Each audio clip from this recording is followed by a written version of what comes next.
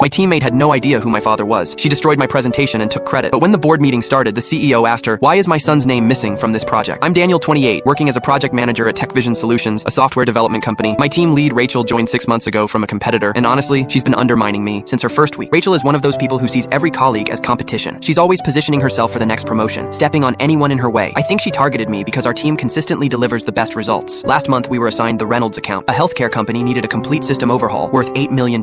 This wasn't just another project. It was the biggest deal our division had ever landed. The project kicked off in early September. I spent 6 weeks designing the entire architecture, leading daily stand-ups, coordinating with the client. Rachel was supposed to handle documentation and reporting. Every Friday, I'd send Rachel my progress reports, technical specifications, and client feedback. She'd confirm receipt and say she was compiling everything for the board presentation. Last Tuesday, the board scheduled a final review before signing the contract. The presentation was set for 2 p.m. All executives would be there. That morning, Rachel sent a calendar invite. Final presentation review, 10 a.m., conference room B. I arrived at 9:45 a.m. The room was empty. I waited 30 minutes. Rachel never showed. At 10:30, I went to her desk. She wasn't there. Her computer was locked. I called her phone, straight to voicemail. I started panicking. The board presentation was in 3 hours, and I hadn't seen the final slides. At 1:45 p.m., I headed to the executive boardroom. The CEO, board members, and Reynolds executives were already seated. Rachel walked in at 1:55 p.m., carrying a laptop and looking confident. "Ready to show you what we've built," she said. She opened her presentation. The title slide read, "Reynolds Healthcare System Redesign," led by Rachel Thompson, Senior Project Manager. My name was nowhere on it. She started presenting my architecture diagrams, my technical solutions, my client research, everything I'd created over 6 weeks. "Our approach utilizes microservices architecture," Rachel explained, showing my exact designs. The Reynolds executives were nodding, impressed. "How did you handle the data migration challenges?" one board member asked. Rachel fumbled. "Well, we implemented standard protocols." "Can you be more specific?" the board member pressed. Rachel looked uncomfortable. "The technical team handled those details." I raised my hand. "Actually, I can answer that." Rachel shot me a warning look. "Daniel, I'm presenting right now. I designed that migration system," I said firmly. The room went quiet. The CEO leaned forward. "Rachel, can you explain the authentication framework on slide 12? Rachel stared at the slide. "It's a multi-layer security approach." "What specific protocols?" the CEO interrupted. "Standard industry protocols," Rachel said vaguely. "Daniel," the CEO turned to me, "can you explain it?" I walked through the entire authentication system, the OAuth implementation, the encryption standards, the compliance requirements. The board members started taking notes. After I finished, the CEO closed his laptop. "Rachel, step outside, please." "Daniel, stay here." Rachel left, confused and pale. The CEO looked at the board. "For those who don't know, Daniel is my son. He's worked here 3 years under his mother's maiden name because he wanted to earn his position without special treatment." The board members looked surprised. "I've been watching this project closely," the CEO continued. "I receive copies of all project documentation. Every technical spec, every client email has Daniel's name on it, not Rachel." He pulled up his email on the large screen. Dozens of documents, all authored by me. Rachel submitted this presentation claiming sole credit for Daniel's work. That's fraud. He called HR and Rachel back into the room. "Rachel, you're terminated effective immediately. Security will escort you out." Rachel tried to protest. "This is a misunderstanding. I have 6 weeks of documentation proving otherwise," the CEO said. "Leave now." Security took Rachel out. The CEO turned to the Reynolds executives. "Daniel will be your primary contact moving forward. He designed everything you saw today." The Reynolds CEO smiled. "We're impressed. Let's sign the contract." After they left, my father looked at me. "You've earned this. Ready to lead your own division?" I got promoted to director with my own team.